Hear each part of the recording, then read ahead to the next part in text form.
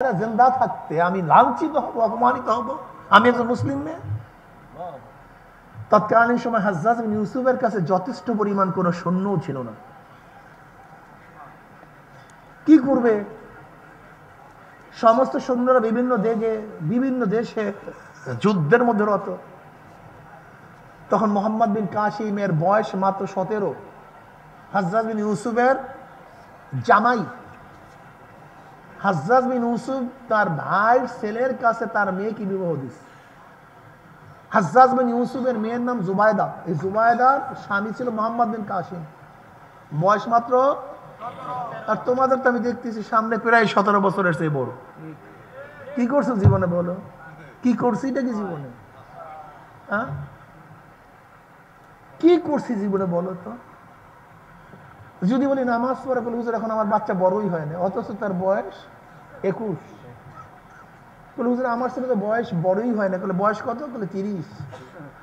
তুমি জিন্দিগিতেও বড় হবে না। মাদার গাছ জীবনেও পাকে না। মাদার গাছ জীবনেও পোক্ত হয় না, কিন্তু সেগুন গাছ জন্মই হয় সেগুন হয়ে, চন্দনের জন্মই হয়, কথা কয় না, চন্দন জন্মই হয় চন্দন।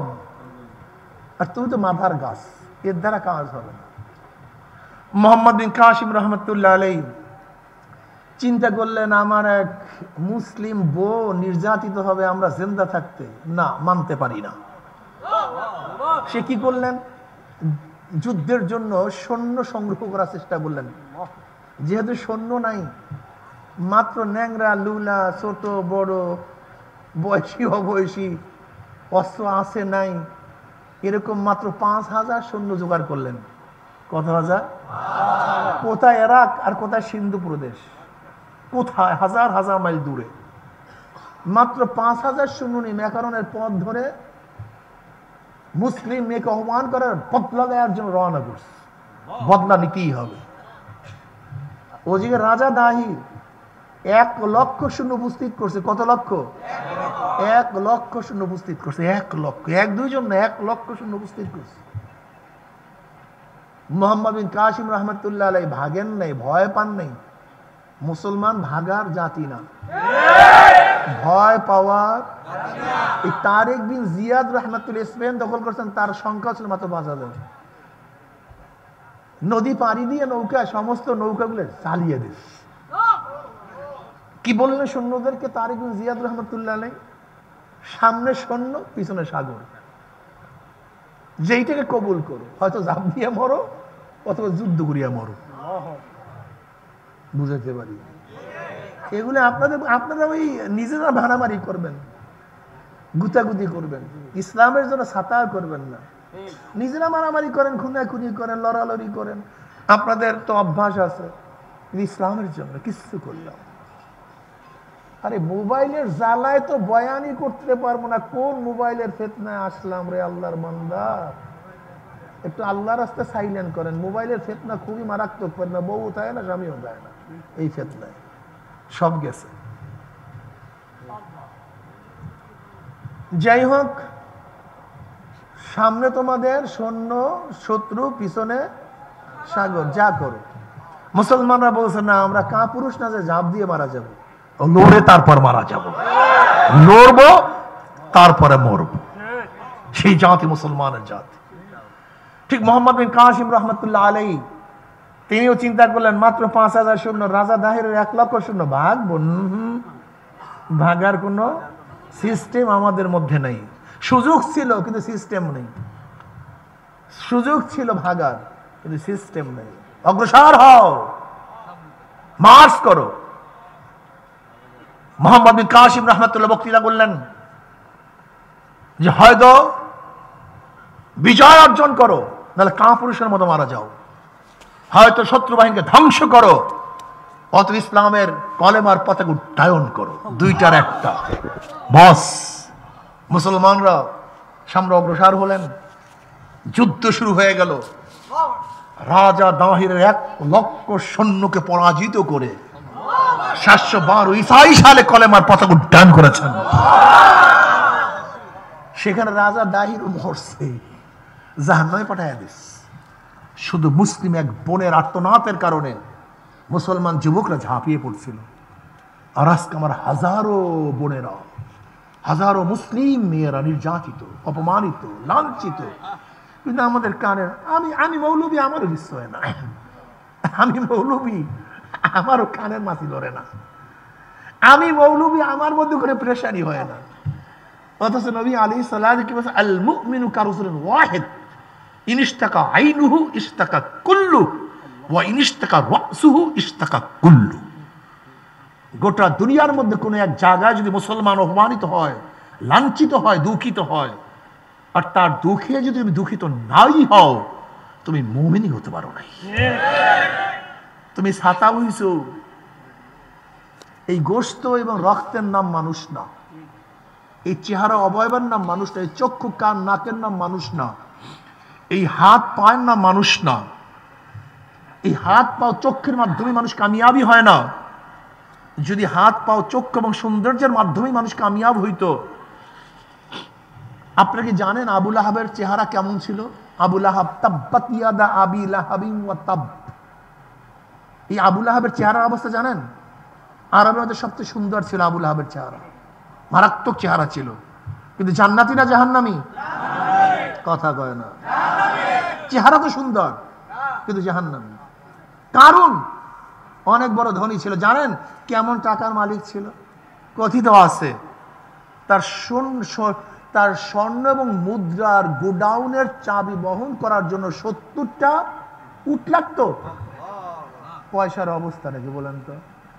কিন্তু মানুষ না, ওরা জান্নাতি না, ওরা জাহান্নামী। আবু জাহেল তো আবুল হাকাম ছিল, জ্ঞানীর বাপ ছিল। এই হাত পা চক্ষু তো তোমার আমার মতোই ছিল, কিন্তু জান্নাতি না জাহান্নামী? ফিরআউনের চেহারা, সুরাত, চক্ষু, নাক, কান তো তোমার মতো আমার মতোই ছিল নাকি ভাই? নাকি ভিন্ন কোনো জগতের লোক ছিল? হ্যাঁ, এই হুবহু এরকমই তো ছিল। জান্নাতি না জাহান্নামী? নমরুদের চেহারা কিরকম ছিল? এই মানুষের মতো। সাদ্দাদের এই মানুষের মতোই তো ছিল। ওই তসলিমা শয়তান তো আমাদের মুসলিম মেয়েদের মতোই। কথা কয় না। এই হুমায়ুন আজাদ, হুমায়ুন আহমদ, ওদের চেহারা তো আমাদের মতোই। এই মুসলমানদেরকে যারা ভর্ৎসনা করে, যারা গালি দেয়, সহ্য করতে পারে না, ওদের চেহারা তো কুকুরের মতো না, শুগারের মতো না, এই মানুষের মতোই চেহারা, কিন্তু মানুষ না। ওরা মানুষ না, ওরা মানুষ না। মানুষ ভিন্ন জিনিস। তুমি ভুল করতেছো। এই আপনাদের এলাকার মানুষ কত কষ্ট করে বিদেশে, জীবনটাকে শেষ করে ফেলে বিদেশে। শুধু খাবো, বাঁচবো। তুমি খাইলেও মারা যাবা, না খাইলেও মারা যাবা। তুমি বিল্ডিং করলেও মারা যাবা, না করলেও মারা যাবা। তুমি সাধনা করলেও মারা যাবা, না করলেও মারা যাবা। এই দুনিয়া থাকার জায়গা না, কেউ থাকতে পারে নাই। মুসলমান তো শুধু খাওয়া বাঁচার জন্য দুনিয়াতে আসে নাই। খাওয়া বাঁচার কাজ হলো গরু ছাগলের। গরু ছাগল গোয়াল ঘর থেকে বের হয়, গোয়াল ঘরে ঢোকার আগ পর্যন্ত টেনশন কি? খাওয়া বাঁচা, খাওয়া, আর কোনো টেনশন নাই। খাও বাঁচো, খাও বাঁচো। গোয়াল ঘর থেকে বের হওয়ার পর থেকে খাও, কথা বলেন না কেন? খাও বাঁচো। ঠিক আমাদের হাজারো মানুষ আছে, ঘুম থেকে জাগ্রত হওয়ার পরে খাওয়া বাঁচা, দোকান, ব্যবসা বাণিজ্য, চাকরি, নৌকারি, রিক্সা, ঠেলা, বাস, খাওয়া বাঁচা। কিন্তু কে আমাকে বানাইলো? কেন বানাইলো? যেরকম গরুর কোন টেনশন নাই, কে আমাকে বানাইলো, কেন বানাইলো, কি করতেছি, কি করা উচিত ছিল, গরুর কোনো টেনশন নাই। ঠিক আমাদের মানুষ রূপী হাজারো জানোয়ার আছে, যাদের কোনো টেনশন নাই আমি কি করা উচিত ছিল, কি করতেছি, কি বানাইলো, কেন বানাইলো। আমিও খাই, গরুও খাই। গরু একদিন ছিল না, আমিও ছিলাম না। গরু এখন আছে, আমিও আছি। গরুও থাকবে না, আমিও। খাওয়া বাঁচার জন্য যদি জন্ম হই, তাহলে গরু তো আমার চেয়ে ভালো। যদি খাওয়া বাঁচার জন্য জন্ম হই, তাহলে কুকুর আমার চেয়ে ভালো। যদি খাওয়া বাঁচার জন্য জন্ম হয়, শুয়ারটা আমার চেয়ে ভালো। খালি খাওয়া বাঁচা, বাস। এই খালি টেনশন। এই দেখবেন আমাদের হাজারো জেলে ভাইয়েরা, আহারে সেই ভোর রাত্রে শীতের সময় ওই যে নামে, এই বেচারা সারাদিন পানির মধ্যে, সন্ধ্যার পরে ঘুমায়, নামাজ নাই, রোজা নাই, কিচ্ছু নাই। আবার ওই অবস্থা করতে করতে জীবনটাই শেষ। বেচারা বিচারার জীবনটা আমি অনেক দুঃখ করি এদের জন্য, অনেক কষ্ট লাগে, মায়া লাগে যে পাগল নাকি, শুধু খাওয়া বাঁচার জন্য দুনিয়াতে আমরা আসছি। এর জন্য কি আল্লাহ আমাদেরকে সৃষ্টি করেছেন? আশরাফুল মাখলুকাতকে এর জন্য আল্লাহ পাক বানাইছেন আমাদেরকে। আশরাফুল মাখলুকাত তো বানাইছে মাওলার পরিচয় পাওয়ার জন্য, মাওলার মারেফাত লাভ করার জন্য। ওমা খলাকতুল জিন্না ওয়াল ইনসা ইল্লা লিয়াবুদুন আই লিয়ারিফুন। আমার মাওলায় কারোর কাছে পরিচয় দেয় না। কার কাছে পরিচয় দেবে? এই আপনাদের কাছে। আমার মাওলার সাথে মোহাব্বত করার ক্ষমতা কেউ রাখে না। এই বনি আদম মাওলার সাথে মোহাব্বত রাখার ক্ষমতা রাখে। জান্নাতে ঢোকার ক্ষমতা কার নাই, এই বনি আদমের জান্নাতে ঢোকার ক্ষমতা আছে। এই বনি আদম সবচেয়ে দামি। চেহারার নাম মানুষ না, তুমি এটা মনে মনে কেন ভাবো না? বেলালে হাবশি রাদিয়াল্লাহু আনহু কালো কুৎসিত। আরে ভাই, হাবশার অনেক লোকের অবস্থা তো পাইলার তলির চেয়েও কালো, এত মারাত্মক কালো। গোলাম, নিজেও গোলাম, বাবাও গোলাম, দাদাও গোলাম, 1 টাকার মালিক না, 1 শতক জমির মালিক না, 1 শতক জমির মালিক না, শিক্ষা দীক্ষার কোনো সুযোগই পান না, গোলামদের ইজ্জত সম্মান তো করেই না। অথচ বেলালে হাবশির কিচ্ছু ছিল না, শিক্ষা দীক্ষা বলতে কিচ্ছু ছিল না, বড় আলেম ছিলেন না, বড় শিক্ষিত হতে পারেননি, বংশীয় না।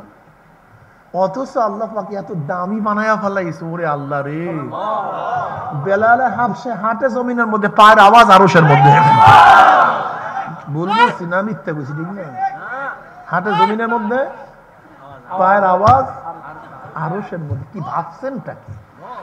বেলালে হাবশে আযান দেয় জমিনের মধ্যে, 7 তবকা আসমান ভেদ করে আযানের আওয়াজ চলে যায় আরশের মধ্যে।